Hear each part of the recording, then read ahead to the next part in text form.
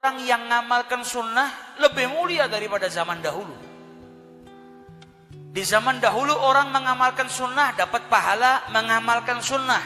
Tapi di masa kefasatan umat manusia, Nabi Muhammad SAW bersabda dalam hadisnya, "Man ahya sunnati inda fasad."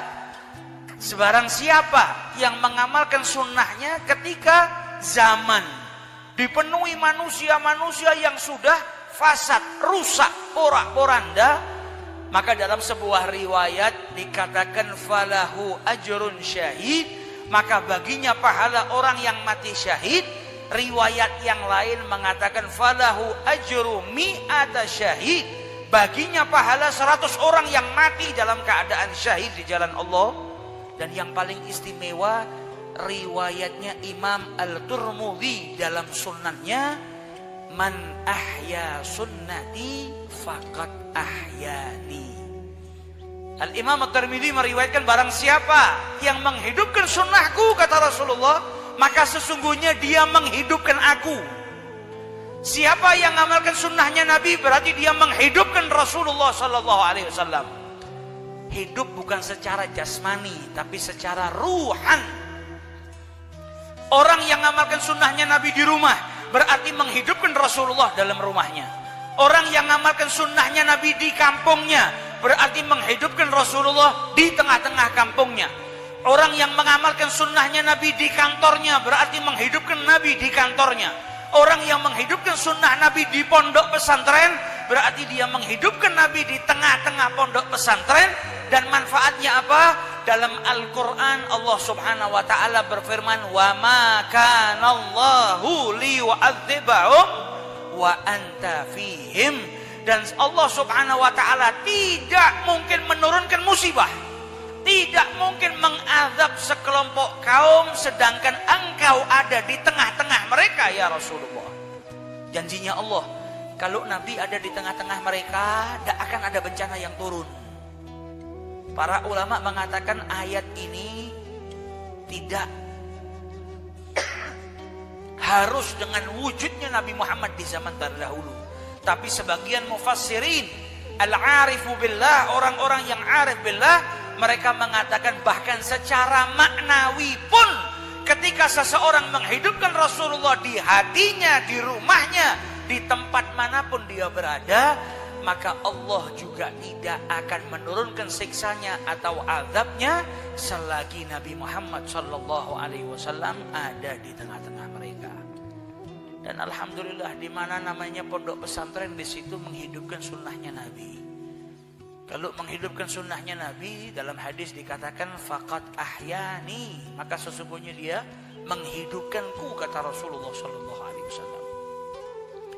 Bukan hanya pondok pesantren, pengajian-pengajian kita lihat semakin besar, semakin rame.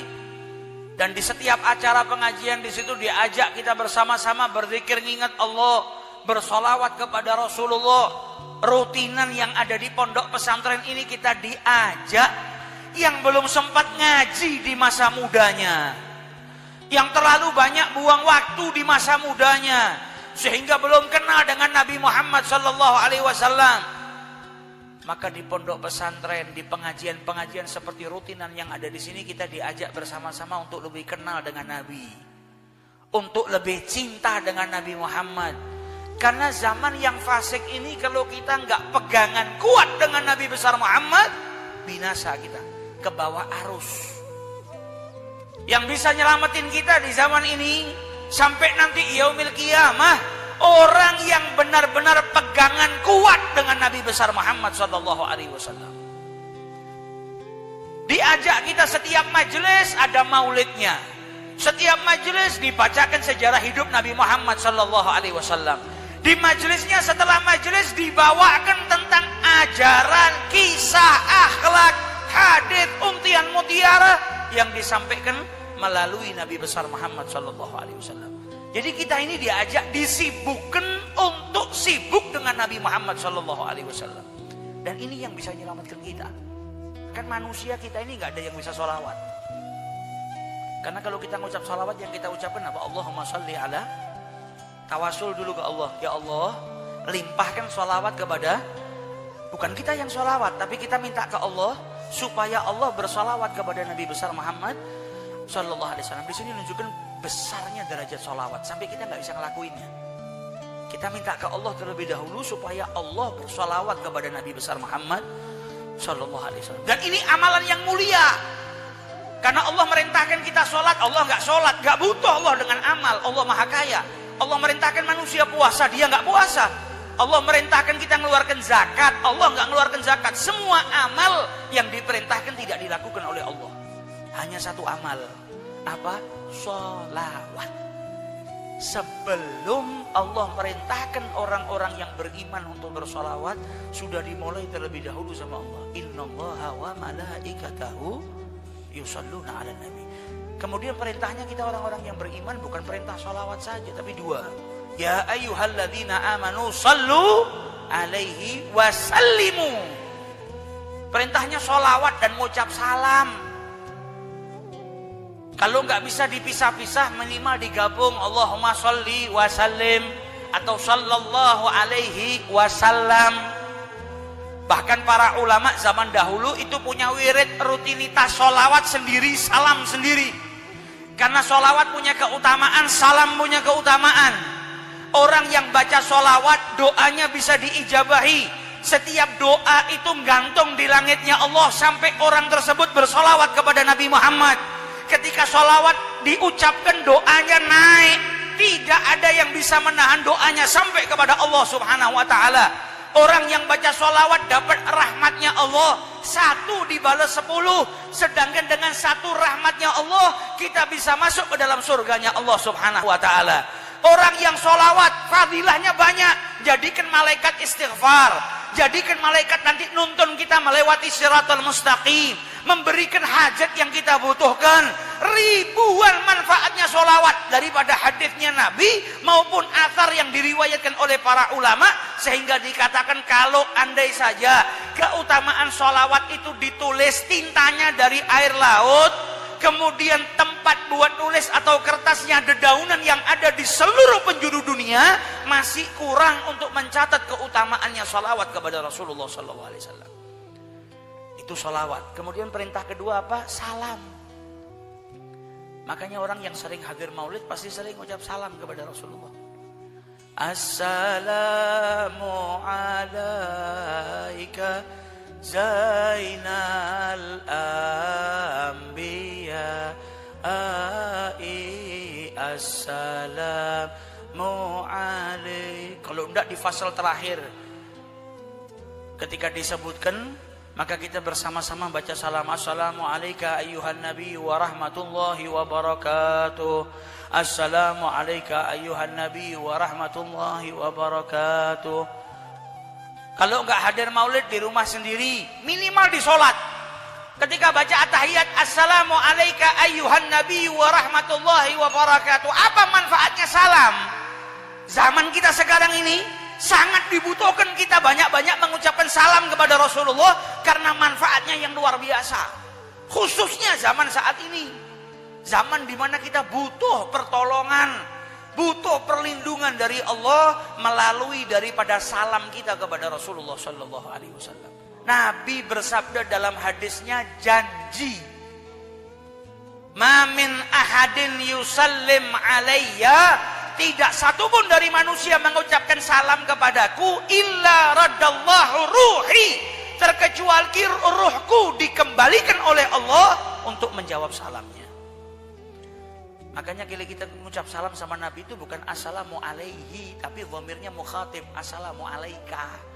Karena ketika mengucap salam, nabinya ada, ruhnya dikembalikan oleh Allah dan beliau menjawab salam kita. Janji diriwayatkan oleh Imam Muslim bahwasanya Nabi menjawab salam setiap orang yang mengucapkan salam kepadanya. Rohnya dikembalikan untuk jawab salam. Kita yang hatinya kotor nggak bisa dengar. Tapi nggak bisa dengar itu bukan berarti nggak jawab. Kita kalau telepon sama orang sinyalnya jelek. Halo, kau di mana? Dia jawab, saya di jalan. Apa? Nggak dengar. Tapi kan dia jawab.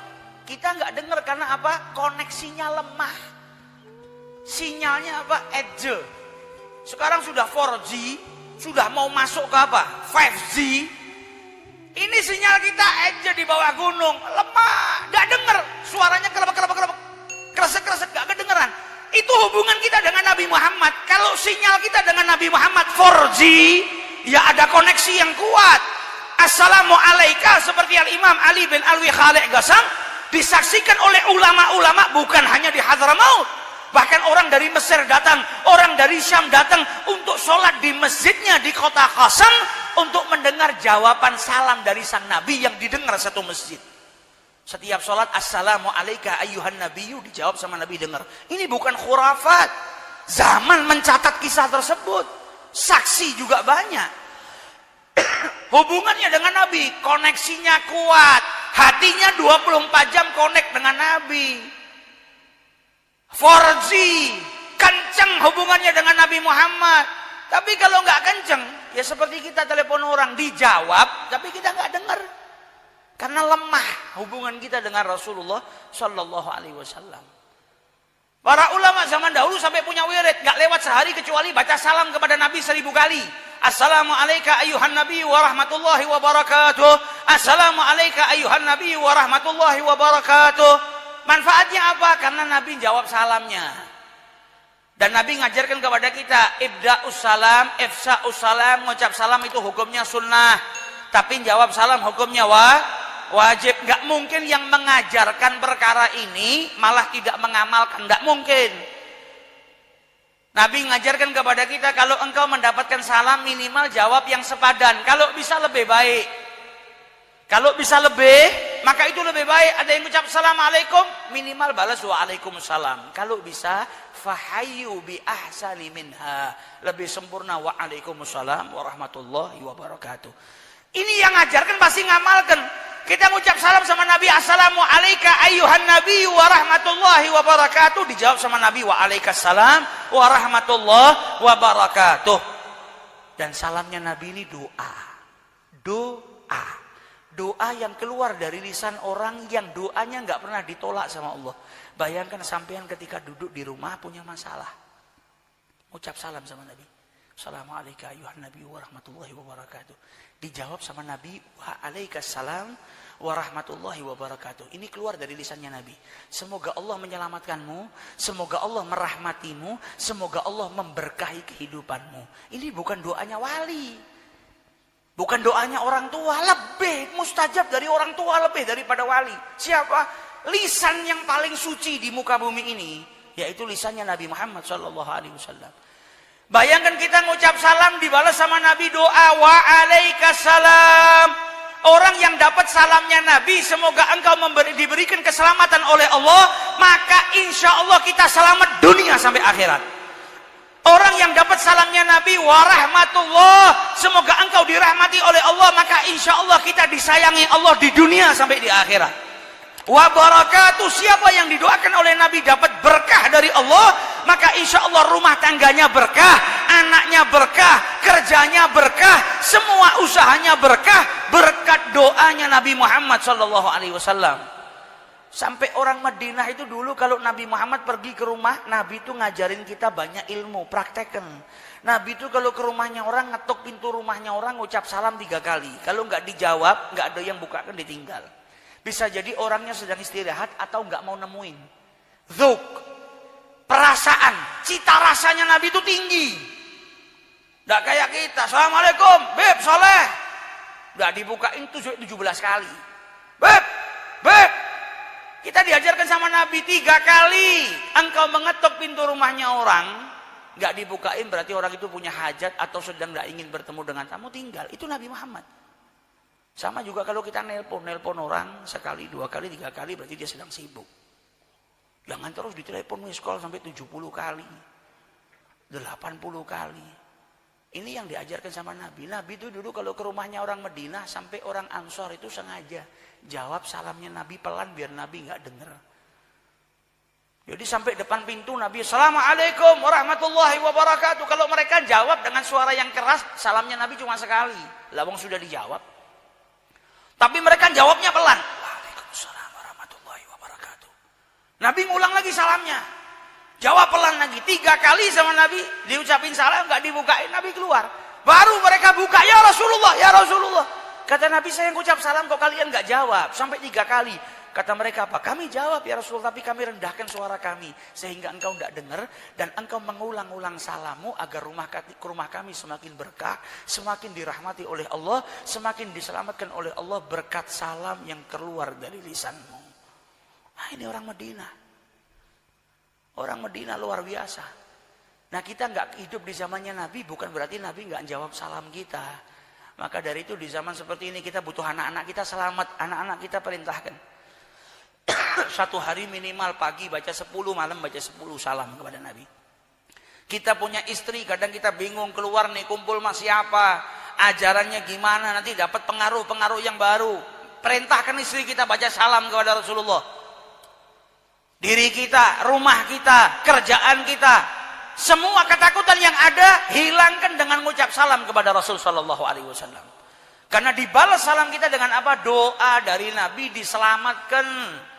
Kita diselamatkan, anak kita diselamatkan, semuanya diberi keselamatan oleh Allah Subhanahu